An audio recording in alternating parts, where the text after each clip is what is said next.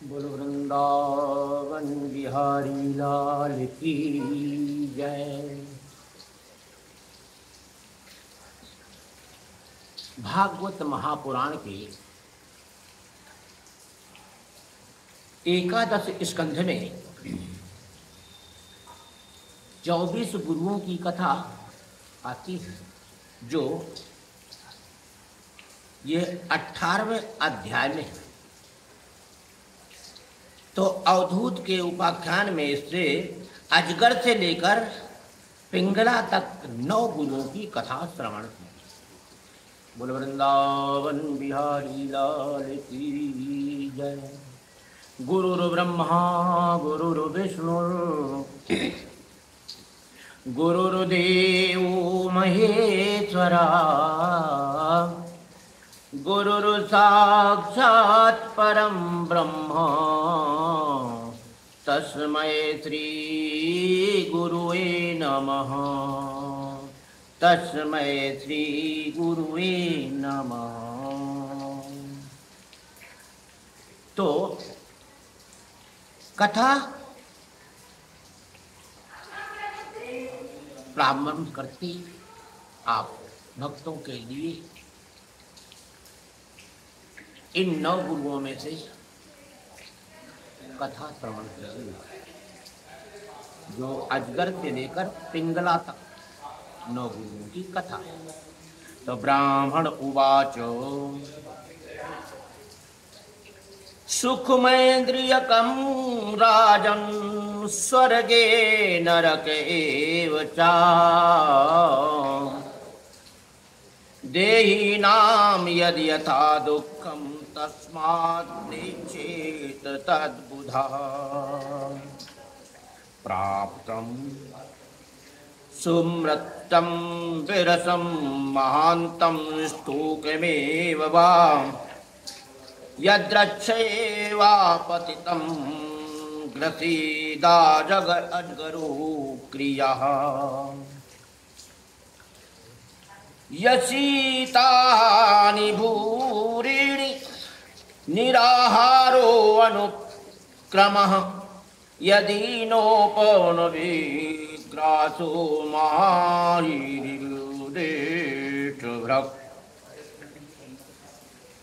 अवधूत दत्तात्रेय जी कहते हैं, राजन, प्राणियों को जैसे बिना इच्छा के, बिना किसी प्रयत्न के रोकने की चेष्टा करने पर भी पूर्व कर्मानुसार दुख प्राप्त होते हैं, वैसे ही स्वर्ग में या नरक में कहीं भी रहें, उन्हें इंद्रिया संबंधी सुख भी प्राप्त होते ही हैं।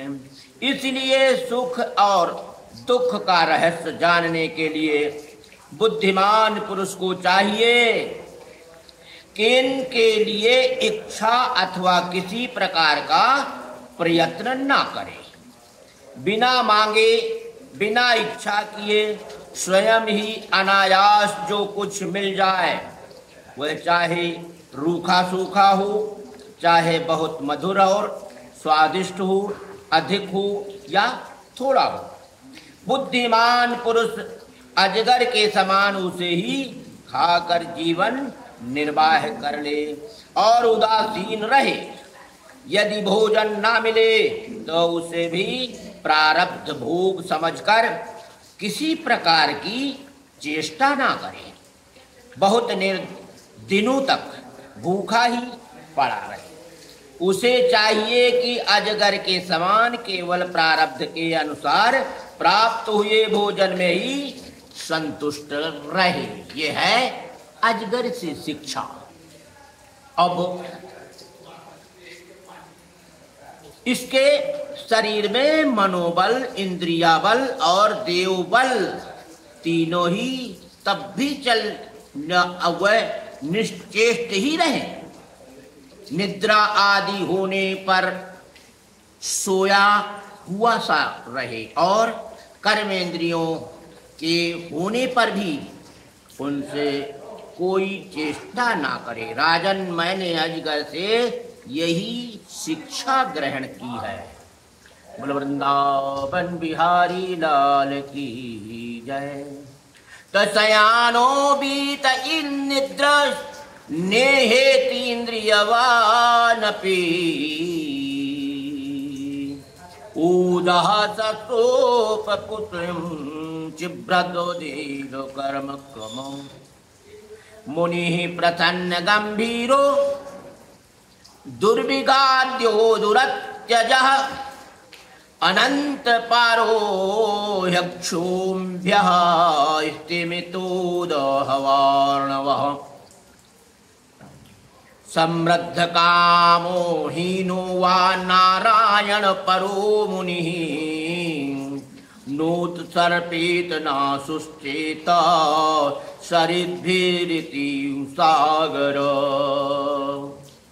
इष्टा स्त्रियं देवायां तद्भावैरतिजीतेन्द्रियः प्रलोमितः पयतत्येन्धी तस्मात् पतंगवत।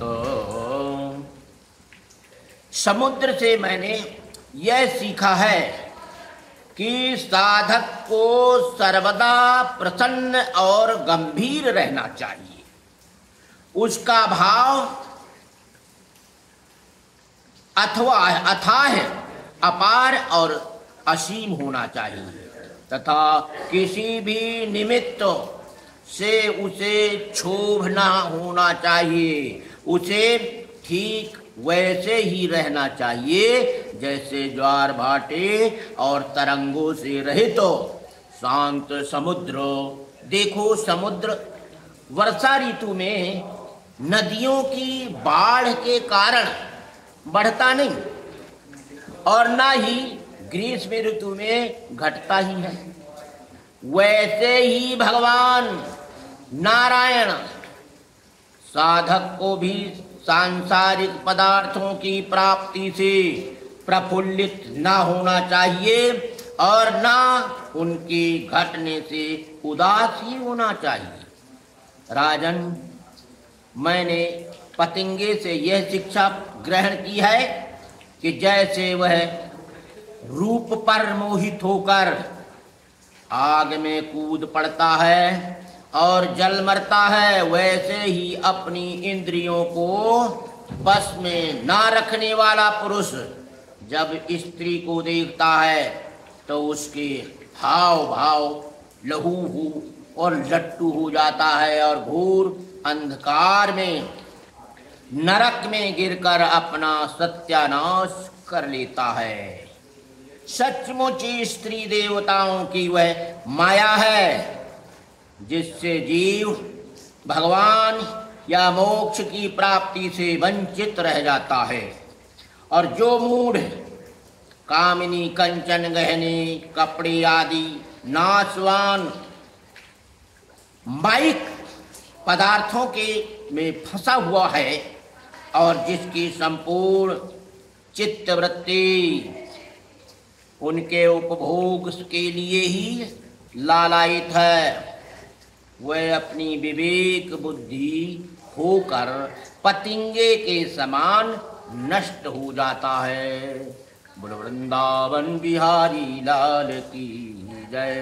राजन, सन्यासी को चाहिए कि गृहस्थों को किसी प्रकार का कष्ट न देकर भौरे की तरह अपना जीवन निर्वाह करे। वह अपने शरीर के लिए उपयोगी रोटी के कुछ टुकड़े कई घरों से मांग ले। जिस प्रकार भौरा विभिन्न पुष्पों से, चाहे वे छोटे हों या बड़े, उनका सार संग्रह करता है, वैसे ही बुद्धिमान पुरुषों को चाहिए कि छोटे बड़े सभी शास्त्रों से उनका सार, उनका रस निचोड़ ले। राजन, मैंने मधुमक्खी से यह शिक्षा ग्रहण की है कि सन्यासी को सायंकाल अथवा दूसरे दिन के लिए भिक्षा का संग्रह नहीं करना चाहिए। उसके पास भिक्षा लेने को कोई पात्र न हो तो केवल हाथ और रखने के लिए कोई बर्तन हो तो पेट वह कहाँ संग्रह ना करे बैठे, नहीं तो मधुमक्खियों के समान उसका जीवन ही दूभर हो जाएगा। यह बात खूब समझ लेनी चाहिए कि सन्यासी सवेरे शाम के लिए किसी प्रकार का संग्रह ना करे। यदि संग्रह करेगा तो मधुमक्खियों के समान अपने संग्रह के साथ ही जीवन भी गंवा देगा, यह निश्चित है। बोल वृंदावन बिहारी लाल की जय। तो पदापि युतिं भिर्छन् स्पष्टिर्दारवीमपि षष्ठं करीव मध्ये तो करिण्या संगतः नाधिगच्छेद स्त्रियं प्राज्ञः कर्हिचिन् मृत्युमात्मनः बलाधिके सहन्नेता गजैरन्निर्गजो यथा न देवं नोपभोग्यं च दुर्लभ्यन्तं दुःख संचितं भुङ्क्ते तदपि तथा न्यायं मधुमेहर्नन्ति मधु। राजन, मैंने हाथी से यह सीखा कि सन्यासियों को कभी पैर से भी काठ की बनी हुई स्त्री की भी स्पर्श नहीं करना चाहिए। यदि वह ऐसा करेगा तो वह जैसे हथनी के अंग संग से हाथी बंध जाता है, वैसे ही वह भी बंध जाएगा। हाथी पकड़ने वाले तिनकों से ढके हुए गड्ढे पर कागज की हथनी खड़ी कर देते हैं और उस मोह में हाथी उस हथनी पे फंस जाता है। इसलिए स्त्री के मोह में नहीं पड़ना चाहिए और वैसे ही वह भी बंध जाएगा। विवेकी पुरुष किसी भी स्त्री को कभी भी भोग्य रूप से स्वीकार न करे, क्योंकि यह उसकी मूर्ति मति मृत्यु है। यदि वह स्वीकार करेगा तो हाथियों से हाथी की तरह अधिक बलवान अन्य पुरुषों के द्वारा मारा जाएगा। बोलो वृंदावन बिहारी लाल की जय। तो मैंने मधु निकालने वाले पुरुष से यह शिक्षा ग्रहण की है कि संसार के लोभी पुरुष बड़ी कठिनाई से धन का संचय तो करते रहते हैं, किंतु वह संचित धन ना किसी को दान करते हैं और ना स्वयं उसका उपयोग भी करते हैं। वैसे ही जैसे मधु निकालने वाला मधुमक्खियों द्वारा संचित रस को निकाल ले जाता है, वैसे ही उनके संचित धन को भी उसकी होठ रखने वाला कोई दूसरा पुरुष ही भोगता है। तुम देखते हो ना कि मधुहारी मधुमक्खियों का जोड़ा हुआ मधु उनके खाने से पहले ही साफ कर जाता है, वैसे ही गृहस्थों के बहुत कठिनाई से संचित किए पदार्थों को जिसने और जितने वे सुख भोग की अभिलाषा रखते हैं उनसे भी पहले सन्यासी और ब्रह्मचारी भोगते हैं, क्योंकि गृहस्थ तो पहले अतिथि अभ्यागतों को भोजन कराकर ही स्वयं भोजन करेगा। बोल वृंदावन बिहारी लाल की जय।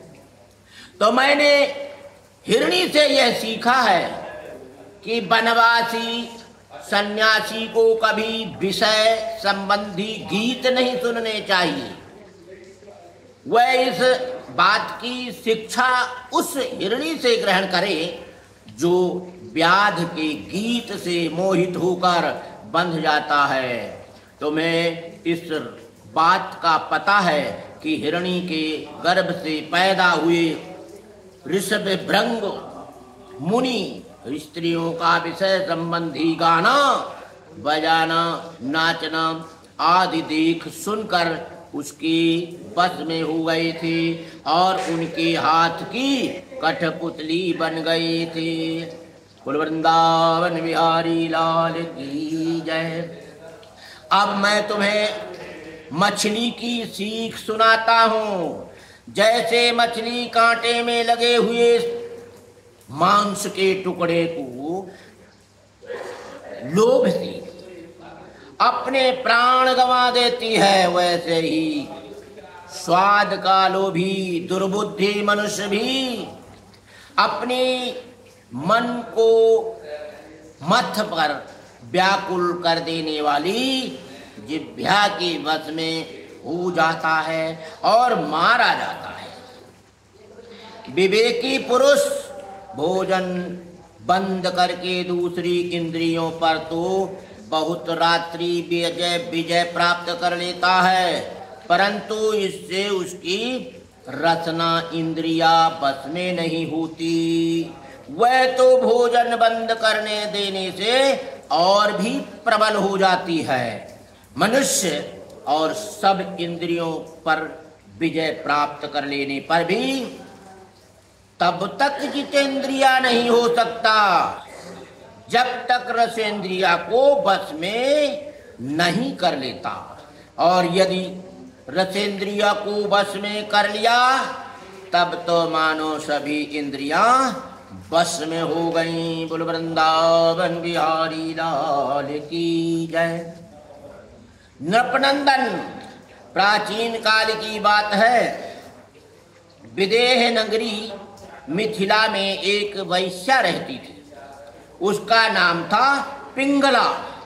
मैंने उससे जो कुछ शिक्षा ग्रहण की है वह मैं तुम्हें सुनाता हूँ, सावधान होकर सुनो। वह स्वेच्छाचारिणी तो थी ही, रूपवती भी थी।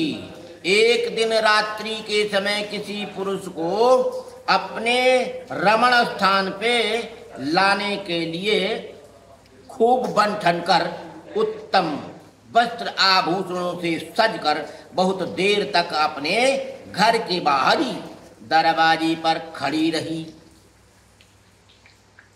नर रत्न उसे पुरुष की नहीं धन की कामना थी, और उसके मन में यह कामना इतनी दृढ़ थी और इतनी प्रबल हो गई कि वह किसी भी पुरुष को उधर से आते जाते देखकर यही सोचती कि यह कोई धनी है और मुझे धन देकर उपभोग करने के लिए ही आ रहा है। तो आगस्त्या से तुष्टा संकेतोपजीवनी अप्यन्यो वित्तवान को अपि माप्नुपैस्यति भूरिदः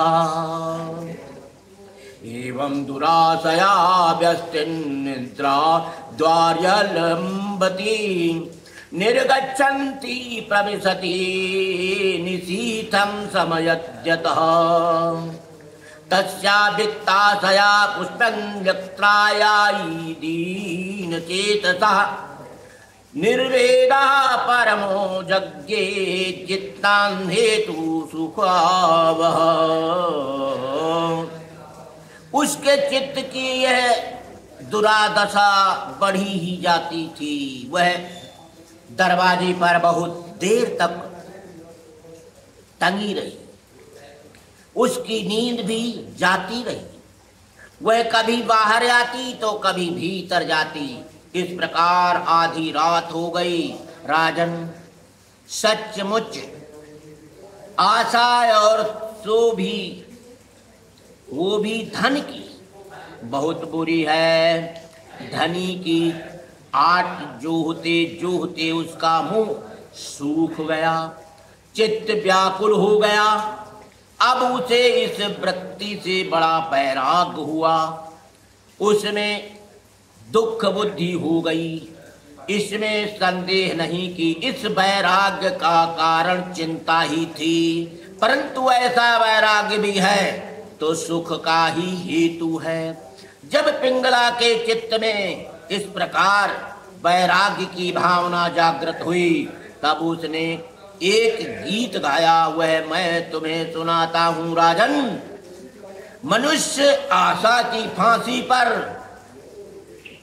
लटक रहा है, इसको तलवार की तरह काटने वाली यदि कोई वस्तु है तो वह केवल वैराग्य है। प्रिय राजन, जिसे वैराग्य नहीं हुआ है, जो इन बखेड़ों से उबा नहीं है, वह शरीर और इनके बंधन से उसी प्रकार मुक्त नहीं होना चाहता जैसे अज्ञानी पुरुष ममता छोड़ने की इच्छा भी नहीं करता। बोलो वृंदावन बिहारी लाल की जय। तब पिंगलो उवाच अहो मे मोह विस्मृतिं पश्चातात्मनः या कांता दशतः कामं कामयेन बालिसा संतं समीपे रमणं रतिप्रदं वित्तप्रदं नित्यमिमं विहाय। पिंगला ने यह गीत गाया था, हाय हाय मैं इंद्रियों के अधीन हो गई, भला मेरे मोह का विस्तार तो देखो। मैं इन दुष्ट पुरुषों से जिनका कोई अस्तित्व ही नहीं है, विषय सुख की लालसा करती हूँ, और कितने दुख की बात है, मैं सचमुच मूर्ख हूँ। देखो तो सही, मेरे निकट से निकट हृदय में ही मेरे सच्चे स्वामी भगवान विराजमान हैं। वे वास्तविक प्रेम सुख और परमार्थ का सच्चा धन भी देने वाले हैं। जगत के पुरुष अनित्य हैं और वे नित्य हैं। हाय हाय मैंने उनको तो छोड़ दिया और उन तुच्छ मनुष्यों का सेवन किया जो मेरी एक भी कामना पूरी नहीं कर सकते। उल्टे यह मेरी मूर्खता की हद है कि मैं उनका सेवन करती हूँ। बड़ी खेद की बात है, मैंने अत्यंत निंदनीय आजीविका वेश्यावृत्ति का आश्रय लिया और व्यर्थ में अपने शरीर और मन को क्लेश दिया, पीड़ा पहुंचाई। मेरा यह शरीर बिक गया है। लंपट, लोभी और निंदनीय मनुष्यों ने इसे खरीद लिया है, और मैं इतनी मूर्ख हूँ कि इसी शरीर से धन और रति सुख चाहती हूँ। मुझे धिक्कार है। यह शरीर एक घर है, इसमें हड्डियों के टेढ़े तिरछे बांस और खंभे लगे हुए हैं। चाम, रोए और नाखून से यह छाया गया है। इसमें 9 दरवाजे हैं जिनमें मल निकलते ही रहती हैं। इसमें संचित संपत्ति के नाम पर केवल मल और मूत्र है। मेरे अतिरिक्त ऐसी कौन स्त्री है जो इस स्थल प्राणी को अपना प्रिया समझकर सेवन करेगी। यूं तो यह विदेहों की, जीवन मुक्तों की नगरी है, परंतु इसमें मैं ही सबसे मूर्ख और दुष्ट हूँ, क्योंकि अकेले ही मैं तो आत्मदानी, अविनाशी एवं परम प्रियतम परमात्मा को छोड़कर दूसरे पुरुष की अभिलाषा करती हूँ। बोल वृंदावन बिहारी लाल की जय। तो इस प्रकार शिक्षाओं से जो ज्ञान मिलता है वह जीवन का सार प्राप्त करने का यह ज्ञान है। अब अवधूत दत्तात्रेय जी कहते हैं, पिंगला ब्राह्मण उवाचो एवं व्यवसितर्नोत्तरासां कान्तर्विजाम चित्तोपवास्थाय शय्यामुपरिवेशसा। आशा हि परमं दुःखं नैराश्यं परमं सुखं यथा संचिद्य कान्तासां सुखं सुस्वाव पिंगला। अवधूत दत्तात्रेय जी कहते हैं, राजन, पिंगला वेश्या ने ऐसा निश्चय करके अपने प्रिया धनियों की दुराशा, उनसे मिलने की लालसा का परित्याग कर दिया और शांत भाव से जाकर वह अपनी सेज पर सो रही। सचमुच आशा ही सबसे बड़ा दुख है और निराशा ही सबसे बड़ा सुख है, क्योंकि पिंगला वेश्या ने जब पुरुष की आशा त्याग दी तभी वह सुख से सो सकी। बोल वृंदावन बिहारी लाल की जय। तो श्रीमन नारायण नारायण नारायण, श्रीमन नारायण नारायण नारायण, श्रीमन नारायण नारायण नारायण, श्रीमन नारायण नारायण नारायण, श्रीमन नारायण नारायण नारायण। बोल वृंदावन बिहारी लाल की जय।